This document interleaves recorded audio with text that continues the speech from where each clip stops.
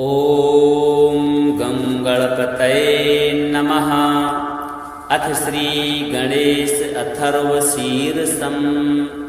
हरिः ॐ नमस्ते गणपतये त्वमेव प्रत्यक्षं तत्त्वमसि, त्वमेव केवलं कर्तासि, त्वमेव केवलं धर्तासि, त्वमेव केवलं हर्तासि, त्वमेव सर्वं खल्विदं ब्रह्मासि। त्वं साक्षादात्मासि नित्यं ऋतं वच्मि सत्यं वच्मि।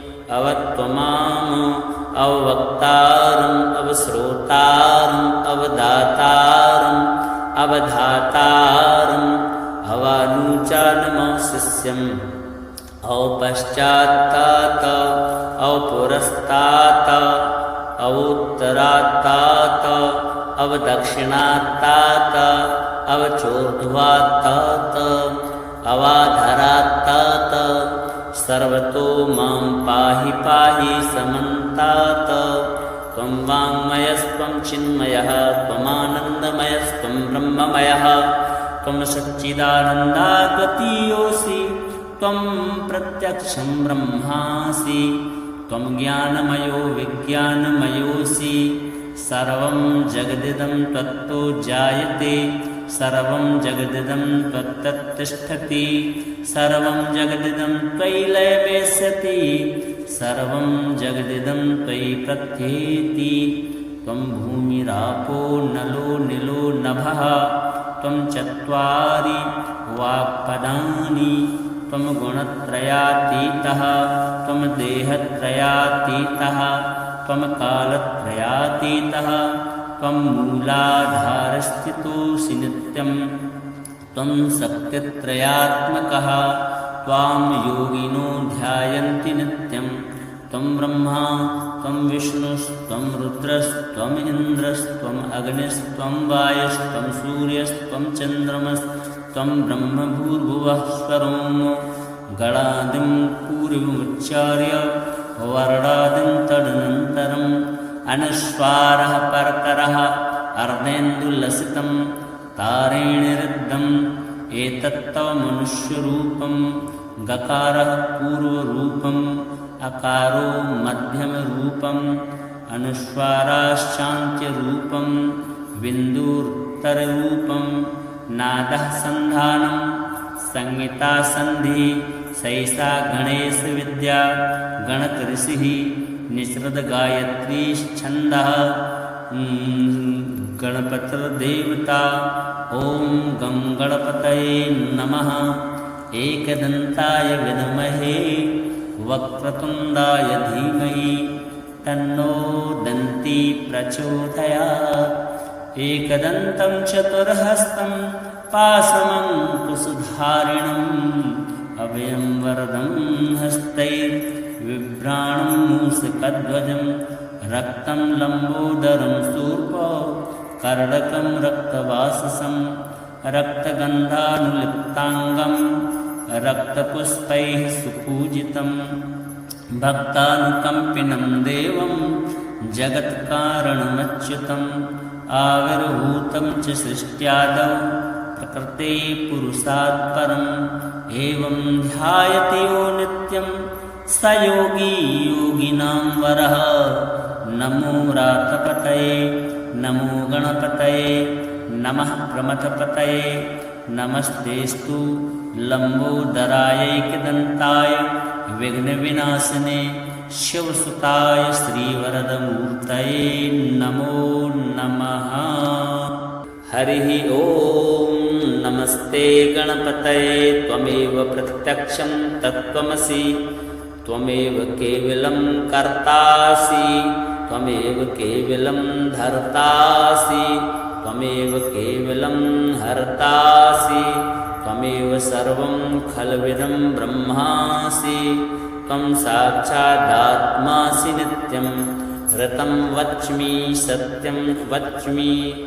अवत्वमाम् अवक्तारम् अवश्रोतारम् अवदातारम् अवधातारम् अवानुचानमशिष्यम् औपश्चात्तात अवपुरस्तात् अवोत्तरात्तात् अवदक्षिणात्तात् अवचोर्ध्वात्तात् अवाधरात्तात् सर्वतो मां पाहि पाहि समन्तात् त्वं वाङ्मयस्त्वं चिन्मयः त्वमानन्दमयस्त्वं ब्रह्ममयः त्वं सच्चिदानन्दाद्वितीयोऽसि त्वं प्रत्यक्षं ब्रह्मासि त्वं ज्ञानमयो विज्ञानमयोऽसि सर्वं जगदिदं त्वत्तो जायते सर्वं जगदिदं त्वत्तत्तिष्ठति सर्वं जगदिदं त्वयि लयमेष्यति सर्वं जगदिदं त्वयि प्रत्येति त्वं भूमिरापो नलो निलो नभः त्वं चत्वारि वाक्पदानि त्वं गुणत्रयातीतः त्वं देहत्रयातीतः त्वं कालत्रयातीतः त्वं मूलाधारस्थितोऽसि नित्यं त्वं शक्तित्रयात्मकः त्वां योगिनो ध्यायन्ति नित्यं त्वं ब्रह्मा त्वं विष्णुस्त्वं रुद्रस्त्वम् इन्द्रस्त्वम् अग्निस्त्वं वायुस्त्वं सूर्यस्त्वं चन्द्रमस्त्वं ब्रह्म भूर्भुवः स्वरोम गणादिं पूर्वमुच्चार्य वर्णादिं तदनन्तरम् अनुस्वारः परतरः अर्धेन्दुलसितं तारेणिरुद्धम् एतत्तव मनुष्यरूपं गकारः पूर्वरूपम् अकारो मध्यमरूपम् अनुस्वाराश्चान्त्यरूपं बिन्दुरुत्तररूपं नादः सन्धानं संहितासन्धिः सैषा गणेशविद्या गणकऋषिः निःसृतगायत्रीश्छन्दः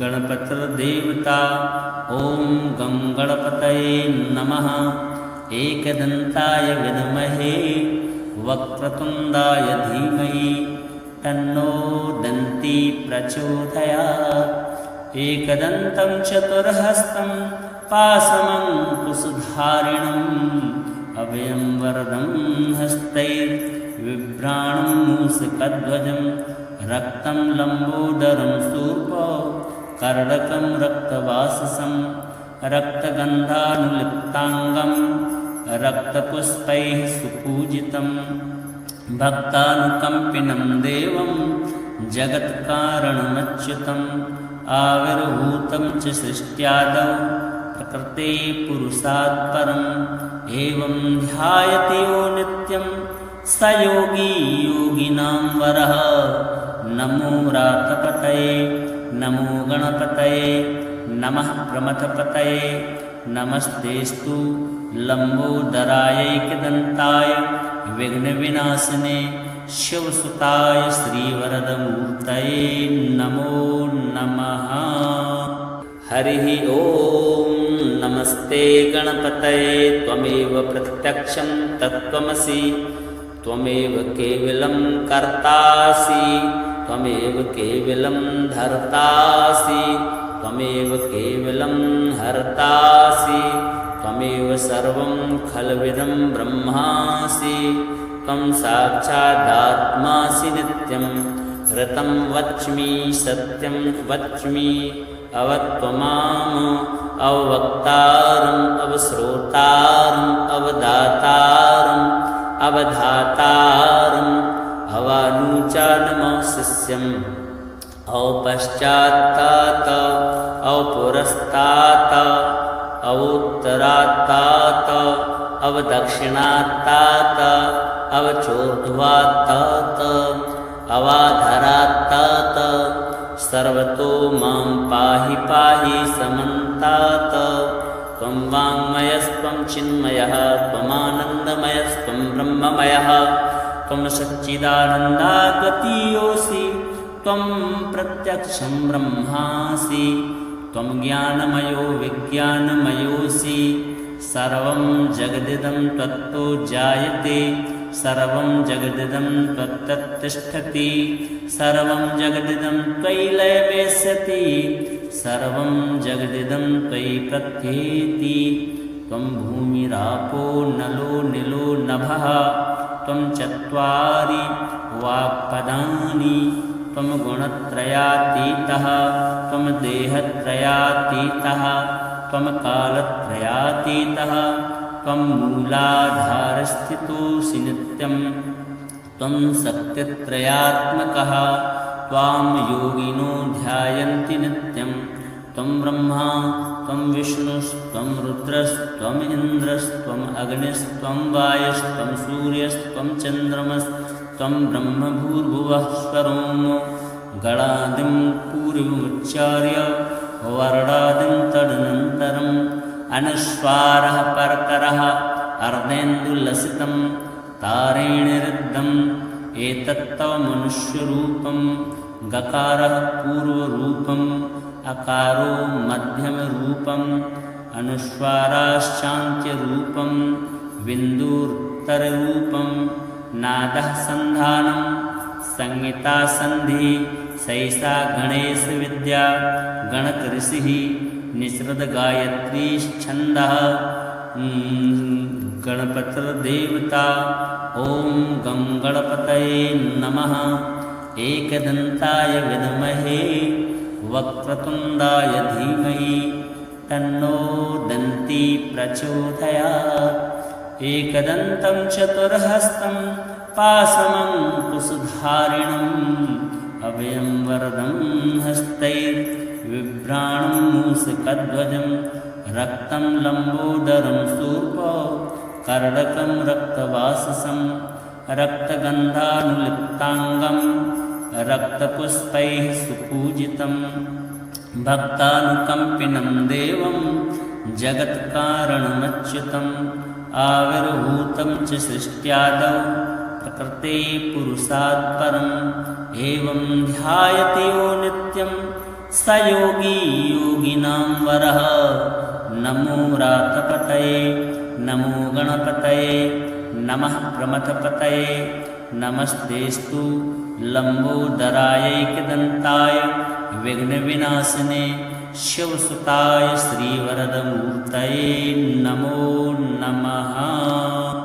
हरिः ॐ नमस्ते गणपतये त्वमेव प्रत्यक्षं तत्त्वमसि त्वमेव केवलं कर्तासि त्वमेव केवलं धर्तासि त्वमेव केवलं हर्तासि त्वमेव सर्वं खल्विदं ब्रह्मासि त्वं साक्षादात्मासि नित्यं ऋतं वच्मि सत्यं वच्मि अवत्वमाम् अवक्तारम् अवश्रोतारम् अवदातारम् अवधातारम् अवानुचानमशिष्यम् अवपश्चात्तात अवपुरस्तात अवोत्तरात्तात अवदक्षिणात्तात अवचोर्ध्वात्तात अवाधरात्तात सर्वतो मां पाहि पाहि समन्तात त्वं वाङ्मयस्त्वं चिन्मयः त्वमानन्दमयस्त्वं ब्रह्ममयः त्वं सच्चिदानन्दाद्वितीयोऽसि त्वं प्रत्यक्षं ब्रह्मासि त्वं ज्ञानमयो विज्ञानमयोऽसि सर्वं जगदिदं त्वत्तो जायते सर्वं जगदिदं त्वत्तत्तिष्ठति सर्वं जगदिदं त्वयि लयमेष्यति सर्वं जगदिदं त्वयि प्रत्येति त्वं भूमिरापो नलो निलो नभः त्वं चत्वारि वाक्पदानि त्वं गुणत्रयातीतः त्वं देहत्रयातीतः त्वं कालत्रयातीतः त्वं मूलाधारस्थितोऽसि नित्यं त्वं शक्तित्रयात्मकः त्वां योगिनो ध्यायन्ति नित्यं त्वं ब्रह्मा त्वं विष्णुस्त्वं रुद्रस्त्वम् इन्द्रस्त्वम् अग्निस्त्वं वायुस्त्वं सूर्यस्त्वं चन्द्रमस्त्वं ब्रह्म भूर्भुवः स्वरोम गणादिं पूर्वमुच्चार्य वर्णादिं तदनन्तरम् अनुस्वारः परकरः अर्धेन्दुलसितं तारेणिरुद्धम् एतत्तव मनुष्यरूपं गकारः पूर्वरूपम् अकारो मध्यमरूपम् अनुस्वाराश्चान्त्यरूपं बिन्दुरुत्तररूपं नादः सन्धानं संहिता सन्धि सैषा गणेशविद्या गणकऋषिः निःसृतगायत्रीश्छन्दः गणपतिर्देवता ॐ गं गणपतये नमः। एकदन्ताय विद्महे वक्रतुण्डाय धीमहि तन्नो दन्ती प्रचोदयात्। एकदन्तं चतुर्हस्तं पाशमङ्कुशधारिणम् अभयं वरदं हस्तैर्बिभ्राणं मूषकध्वजं रक्तं लम्बोदरं शूर्पं कर्णकं रक्तवाससं रक्तगन्धानुलिप्ताङ्गं रक्तपुष्पैः सुपूजितं भक्तानुकम्पिनं देवं जगत्कारणमच्युतम् आविर्भूतं च सृष्ट्यादौ प्रकृते पुरुषात् परम् एवं ध्यायति यो नित्यं स योगी योगिनां वरः। नमो रातपतये नमो गणपतये नमः प्रमथपतये नमस्तेस्तु लम्बोदरायैकदन्ताय विघ्नविनाशिने शिवसुताय श्रीवरदमूर्तये नमो नमः। हरिः ॐ नमस्ते गणपतये त्वमेव प्रत्यक्षं तत्त्वमसि त्वमेव केवलं कर्तासि त्वमेव केवलं धर्तासि त्वमेव केवलं हर्तासि त्वमेव सर्वं खल्विदं ब्रह्मासि त्वं साक्षादात्मासि नित्यं ऋतं वच्मि सत्यं वच्मि अवत्वमाम अवक्तारम् अवश्रोतारम् अवदातारम् अवधातारम् अवानुचानमशिष्यम् अवपश्चात्तात अवपुरस्तात अवोत्तरात्तात अवदक्षिणात्तात अवचोर्ध्वात्तात अवाधरात्तात सर्वतो मां पाहि पाहि समन्तात। त्वं वाङ्मयस्त्वं चिन्मयः त्वमानन्दमयस्त्वं ब्रह्ममयः त्वं सच्चिदानन्दाद्वितीयोऽसि त्वं प्रत्यक्षं ब्रह्मासि त्वं ज्ञानमयो विज्ञानमयोऽसि सर्वं जगदिदं त्वत्तो जायते सर्वं जगदिदं त्वत्तत्तिष्ठति सर्वं जगदिदं त्वयि लयमेष्यति सर्वं जगदिदं त्वयि प्रत्येति। त्वं भूमिरापो नलो निलो नभः त्वं चत्वारि वाक्पदानि त्वं गुणत्रयातीतः त्वं देहत्रयातीतः त्वं कालत्रयातीतः त्वं मूलाधारस्थितोऽसि नित्यं त्वं शक्तित्रयात्मकः त्वां योगिनो ध्यायन्ति नित्यं त्वं ब्रह्मा त्वं विष्णुस्त्वं रुद्रस्त्वम् इन्द्रस्त्वम् अग्निस्त्वं वायुस्त्वं सूर्यस्त्वं चन्द्रमस्त्वं ब्रह्मभूर्भुवः स्वरोम गणादिं पूर्वमुच्चार्य वर्णादिं तदनन्तरम् अनुस्वारः परतरः अर्धेन्दुलसितं तारेणिरुद्धम् एतत्तव मनुष्यरूपं गकारः पूर्वरूपम् अकारो मध्यमरूपम् अनुस्वाराश्चान्त्यरूपं बिन्दुरुत्तररूपं नादः सन्धानं संहिता सन्धि सैषा गणेशविद्या गणकऋषिः निःसृतगायत्रीश्छन्दः गणपतिर्देवता ॐ गं गणपतये नमः। एकदन्ताय विद्महे वक्रतुण्डाय धीमहि तन्नो दन्ती प्रचोदयात्। एकदन्तं चतुर्हस्तं पाशमङ्कुशधारिणम् अभयं वरदं हस्तैर्बिभ्राणं मूषकध्वजं रक्तं लम्बोदरं शूर्पं कर्णकं रक्तवाससं रक्तगन्धानुलिप्ताङ्गं रक्तपुष्पैः सुपूजितं भक्तानुकम्पिनं देवं जगत्कारणमच्युतम् आविर्भूतं च सृष्ट्यादौ प्रकृते पुरुषात् परम् एवं ध्यायते यो नित्यं स योगी योगिनां वरः। नमो रातपतये नमो गणपतये नमः प्रमथपतये नमस्तेस्तु लम्बोदरायैकदन्ताय विघ्नविनाशिने शिवसुताय श्रीवरदमूर्तये नमो नमः।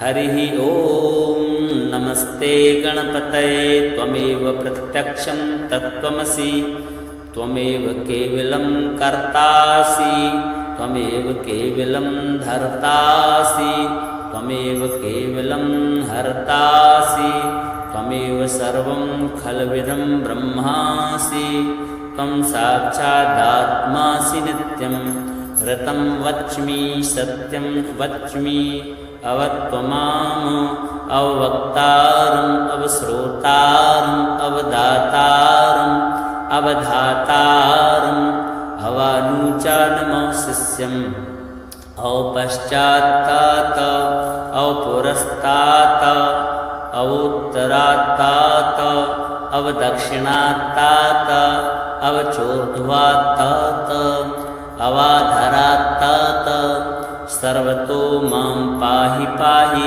समन्तात। त्वं वाङ्मयस्त्वं चिन्मयः त्वमानन्दमयस्त्वं ब्रह्ममयः त्वं सच्चिदानन्दाद्वितीयोऽसि त्वं प्रत्यक्षं ब्रह्मासि त्वं ज्ञानमयो विज्ञानमयोऽसि सर्वं जगदिदं त्वत्तो जायते सर्वं जगदिदं त्वत्तत्तिष्ठति सर्वं जगदिदं त्वयि लयमेष्यति सर्वं जगदिदं त्वयि प्रत्येति।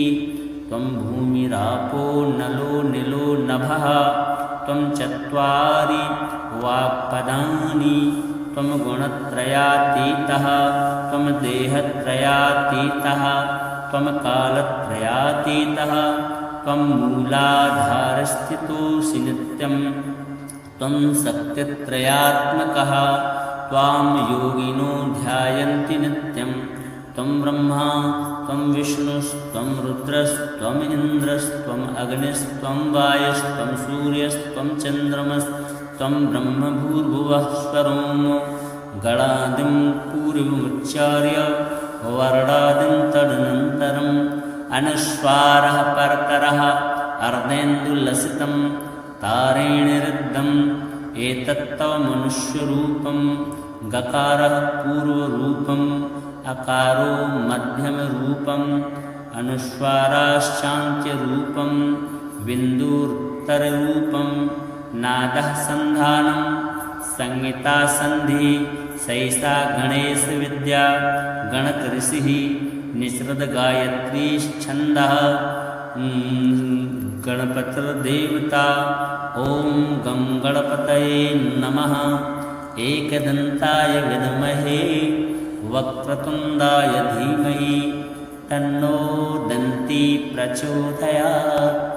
एकदन्तं चतुर्हस्तं पाशमङ्कुशधारिणम् अभयं वरदं हस्तैर्बिभ्राणं मूषकध्वजं रक्तं लम्बोदरं शूर्पो कर्णकं रक्तवाससं रक्तगन्धानुलिप्ताङ्गं रक्तपुष्पैः सुपूजितं भक्तानुकम्पिनं देवं जगत्कारणमच्युतम् आविर्भूतं च सृष्ट्यादौ प्रकृते पुरुषात् परम् एवं ध्यायते यो नित्यं स योगी योगिनां वरः।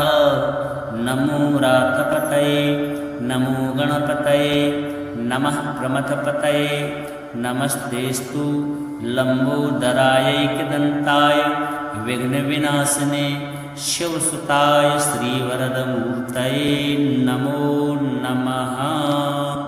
हरिः ॐ नमस्ते गणपतये त्वमेव प्रत्यक्षं तत्त्वमसि त्वमेव केवलं कर्तासि त्वमेव केवलं धर्तासि त्वमेव केवलं हर्तासि त्वमेव सर्वं खल्विदं ब्रह्मासि त्वं साक्षादात्मासि नित्यं ऋतं वच्मि सत्यं वच्मि अवत्वमाम् अवक्तारम् अवश्रोतारम् अवदातारम् अवधातारम् अवानुचानमशिष्यम् औपश्चात्तात औपुरस्तात् अवोत्तरात्तात अवदक्षिणात्तात अवचोर्ध्वात्तात अवाधरात्तात सर्वतो मां पाहि पाहि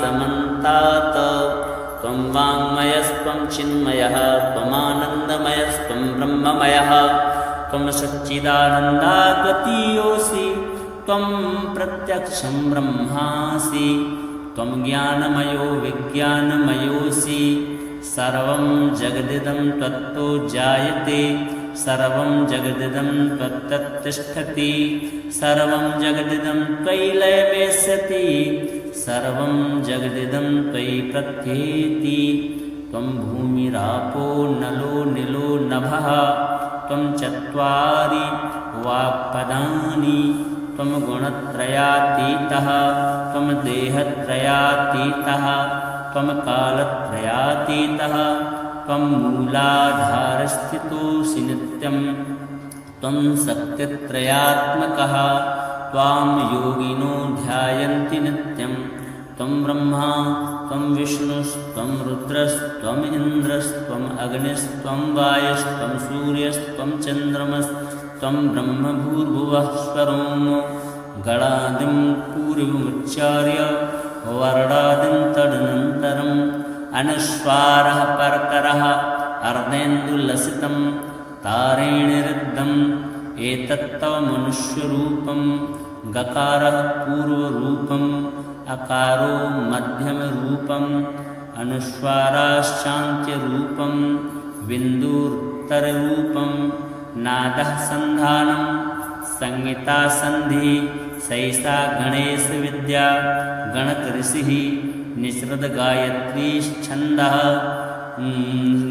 गणपतिर्देवता ॐ गं गणपतये नमः एकदन्ताय विद्महे वक्रतुण्डाय धीमहि तन्नो दन्ती प्रचोदयात् एकदन्तं चतुर्हस्तं पाशमङ्कुशधारिणम् अभयं वरदं हस्तैर्बिभ्राणं मूषकध्वजं रक्तं लम्बोदरं शूर्पं कर्णकं रक्तवाससं रक्तगन्धानुलिप्ताङ्गं रक्तपुष्पैः सुपूजितं भक्तानुकम्पिनं देवं जगत्कारणमच्युतम् आविर्भूतं च सृष्ट्यादौ प्रकृते पुरुषात् परम् एवं ध्यायति यो नित्यं स योगी योगिनां वरः नमो रातपतये नमो